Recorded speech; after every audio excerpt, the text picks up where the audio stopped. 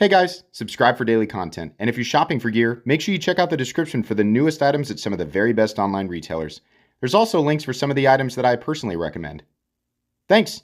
What's going on YouTube? Metal Complex here, and today I've got another interesting knife review / knife overview to share with you guys. This is the Civivi and Zach Whitmore over Yonder. A lot of you guys will remember Zach Whitmore, of course, from the Blade HQ uploads, and probably a lot, I don't know if more or less of you, maybe it's half and half from Zach in the Wild, from his YouTube channel. Cool guy, and much, a big friend of knife community people in general. Cool guy, and of course the designer behind the original Yonder, which I have also reviewed on this channel. Very much enjoyed that knife, enjoyed the size, feel of it, just the overall quality. This, in a lot of ways, is a straightforward, I think it's actually advertised as a straightforward, no nonsense, no frills utility folding knife, which is similar to a lot of other knives, not only within Civivi's line, but in the knife world in general. This is Zach's version, like basically the way I understand it is he designed the Yonder to be the perfect knife for him, and this is a bigger version of that. I think that this will fall into the category of just right for a lot of people, and it's also one of, in my opinion, one of the better priced Civivi knives. As far as like prices that actually make sense, I think it's got a good price tag on it too. So it is largely what you would expect it to be. I'll go over the details, but the end result here is this is a good knife. It's a good value knife. It's a good knife. It's a good everybody knife, right? So whether it's for you or a gift for somebody you think might, be able to use a good pocket knife, I think this is going to do the trick. Thanks so much to Civivi for sending this in. Thanks to my patrons for supporting me. Make sure your notifications are turned on for the Metal Complex YouTube channel. Let's go ahead and measure it, the Over Yonder. By the way, personally, I do prefer the Over Yonder over the Yonder. I prefer this one versus the original size. The original size is good. This one fits my hand better. Overall length of this guy coming in at 7.5 inches with a blade length of about, they measure it on Blade HQ at 3.4. I'm measuring it here at 3.35. Cutting edge is 3 1/8. The original Yonder has a 2.9 inch blade, so this is a little bit bigger, but that's why it's going to fall into that just right category for some people. Just a couple of size comparisons today. Any custom skills you find in this section can be found down in the description under Original Goat and Others. Up against my own Excalibur and the Spyderco Para 3, we will also do What Happened to You. You know what? Let's do this today. Let's do the Shark Cub. That's a good one. And then I'm also going to do the Bug Out because it's right here. So there you go. A very bug out sized knife with a little bit more beef, a little bit more heft, different blade shape, different ergonomic lines. But that, we're in that length area. How is the action? These are higher tension Omega springs than what we typically see from like Benchmade. I feel like everything here just feels really great. It feels like a lot of other Civivis, but Civivi does a really, really good job. And I think, the fact their prices have been going up here lately, like they kind of, versus their competition, it's like, yeah, you make really nice stuff, but you're like, what the heck's going on with the price tag? This is a good price. I think the price on this is better, but it has that typical step up Civivi quality. There is something about Civivi knives that, even though they are a little more expensive, they do kind of bring the extra, and that extra is absolutely here in a number of different ways, but the quality of action feels very good. This is very easy to manipulate, in my opinion, even easier than the original Yonder. I just tried to reverse flick and failed. Let's try it again. There we go, right there. Your knife does run on bearings. Here's just looking through into the light up here, but very, very smooth action, very easy to manipulate, and if you catch that thumb stud, you can reverse flick it just fine. Yeah, great. I have no complaints about the action at all. Let's go ahead and do carry profile. Thickness up against the Spyderco Para 3. It is essentially exactly the same. Length and height up against the PM2 and Para 3. This is an incredibly easy knife to carry. It won't take up much more room in your pocket than the standard Yonder, but you can see here, it's really, like lengthwise, it's even shorter closed up than the Para 3, and it's not even as tall. So no problem in most scenarios. Maybe slightly big for dress pants. Pretty much everything else you're going to be okay. Let's go ahead and measure the blade stock thickness of this guy. The overall length is coming in at very thin. 84 thousandths. That was something that I very much did notice while I was cutting with it. And, you know, when I carry knives and use them for review, they are, most of the time I clean them off before I review, sorry. But they're used very casually. So this knife cut up a little bit of cardboard, probably ran into some tape here or there. That's pretty much it. But Civivi's factory edge is very, very good, and on top of that, this is a knife that has a very thin blade stock and is definitely thin behind the edge. It is immediately noticeable exactly how slicey this blade is without feeling dainty. Somehow, probably the reverse Tanto, at least that's what I'm going to call it. You can call it whatever you want.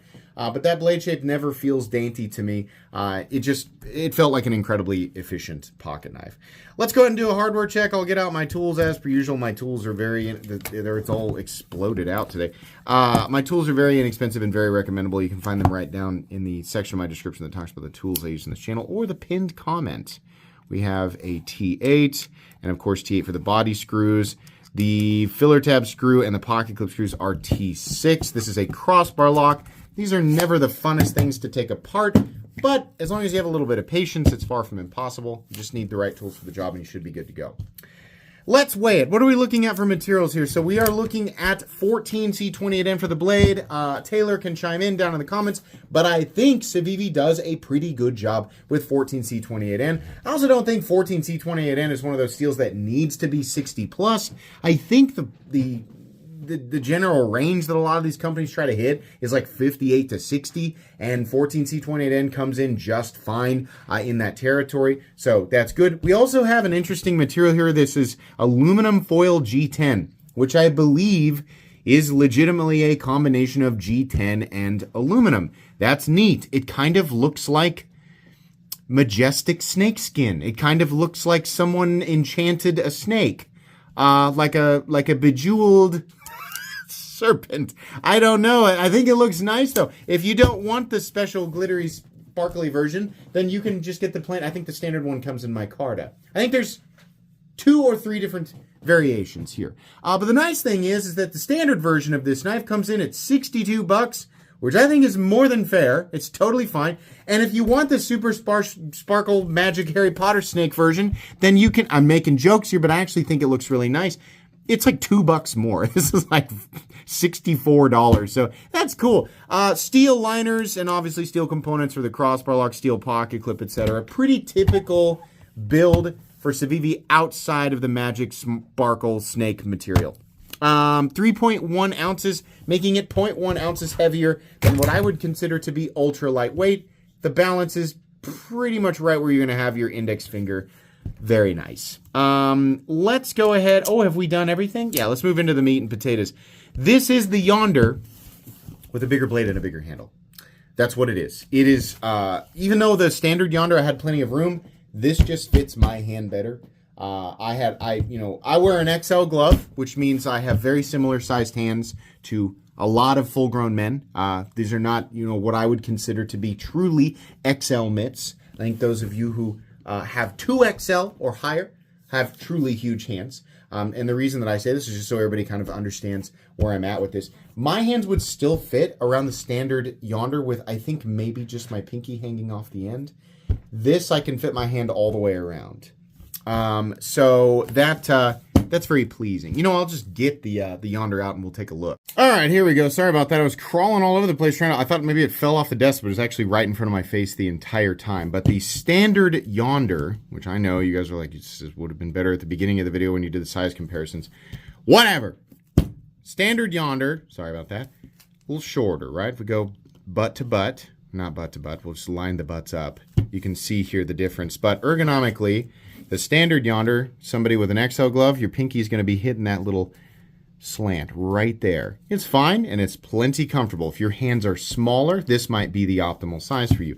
If your hands are slightly larger, if your hands are my size, this will be perfect. This is absolutely perfect. You know what it really reminds me of is if you've ever looked at the Benchmade Griptilian, the full-size Griptilian versus the mini, and you're like, I don't know, like the mini feels too small and the big one feels too big. Like here's a full-size, the Ritter Hogue is very similar, if not almost identical to the full-size Griptilian.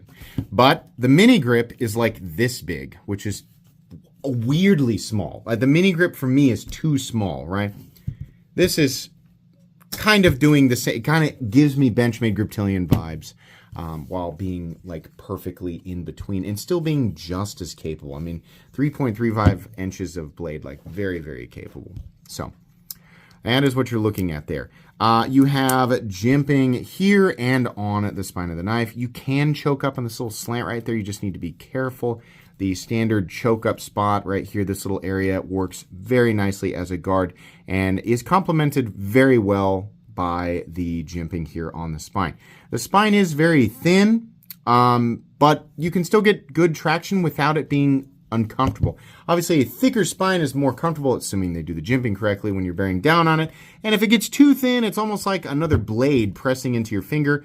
This is fine, right? If you're really bearing down on it, the thinness of the spine might bother you a little bit, but that's going to be very, circumstantial and not something that's super common for the average person.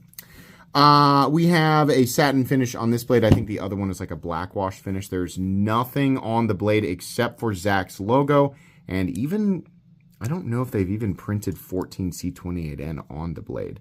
If they did, I can't see it, but I know that that's what the steel is. Blade shape, super utilitarian. A little bit of the tip pointed down just a little bit. I mean, I suppose like the position of the tip relative to like a spear point or a drop point is probably pretty similar. It's the same blade shape on his other one. Nice and super versatile. We do have nice belly here. We've got a nice tip. And I don't know if just having a little slant there, some people might consider that to be a more comfortable spot to position yourself to do, or position your finger on the blade so that you can do a draw cut. I guess, I think a Wharncliffe or Sheepsfoot probably going to be better. But this is a good utilitarian and versatile blade shape that will do a wide variety of different common blade tasks. I think it'll work just fine. The biggest thing that this blade has going for it is how thin it is behind the edge. This is a super duper thin blade, and it has nice thin edge geometry, but backed up by 14C28N's toughness. So it will probably stay sharp feeling longer than a lot of typical 14C28N blades just because of how thin it is behind the edge. 14C28N on its own is not going to win any awards for edge retention, but it is stainless and it has really good toughness and edge stability. So super easy to touch up, and it'll maintain that nice thin edge geometry, that nice good feeling. When you slice through cardboard and it just passes right through without any real major resistance. It's going to feel like that a lot longer, I think, than a lot of other 14C28N blades, and it'll be no problem to touch back up, which I have to assume was his goal with this. So anyways, this is a crossbar lock, and crossbar locks utilize, well, most of them utilize Omega springs. I think that Civivi would be really smart to find a way to implement a coil spring with their crossbar lock systems. I do not think crossbar lock systems should go away. I think that we should be removing the Omega springs and implementing coil spring systems so that there is essentially zero likeliness of the system failing. Omega springs can fail. They can easily be replaced, and they're not very expensive, but they can fail, and it can really screw up your day depending on what it is you're doing with your knife. I also think that Civivi should explore, like everybody else, a top liner lock, a button operated top liner lock, an actual compression lock like Spyderco. I don't know why they are not doing this. A lot of their competition is doing this. I think that knives like the Yonder, like the design itself is great and the locking system is fine, but I feel like knives like this would be made even better and more appealing by implementing a coil spring to the crossbar lock, or switching out the system for a button operated compression lock or compression lock. That would be really cool, but it's fine the way that it is. It doesn't necessarily have to have one of those newer systems.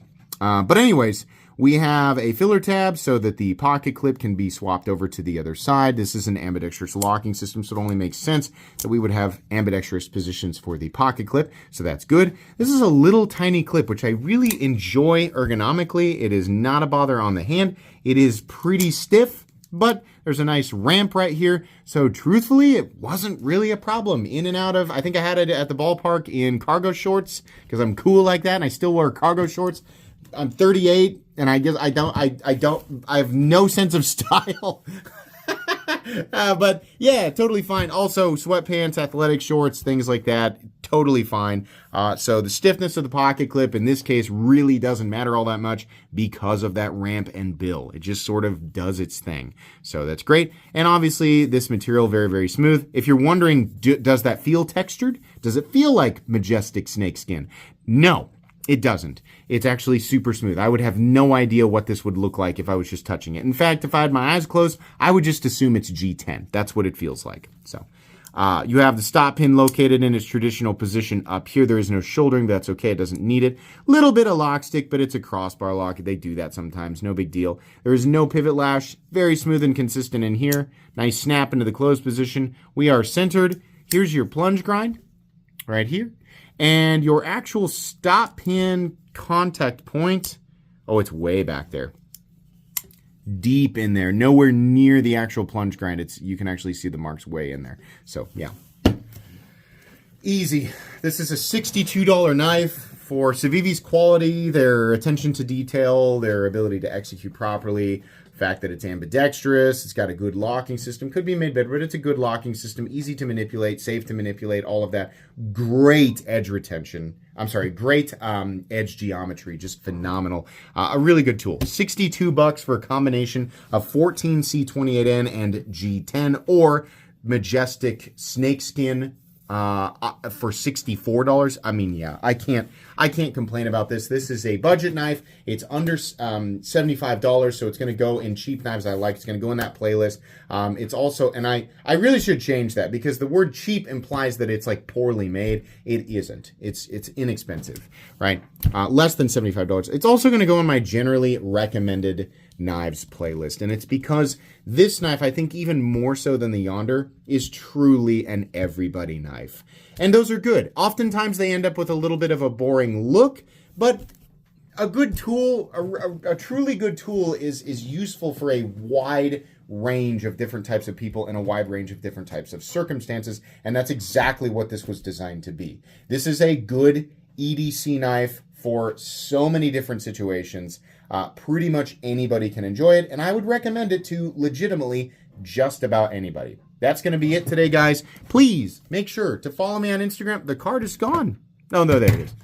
Please make sure to follow me on Instagram at metal_complex. If you enjoyed this video, leave a like. If you'd like to check out my other content, I do, of course, have lots of videos of knives that are either expensive or inexpensive that I do or don't like, so check those out. And if you enjoy all my content, go ahead and click on that Metal Complex logo right there and subscribe because there's definitely more coming. Thanks again for watching, everybody, and have a great day.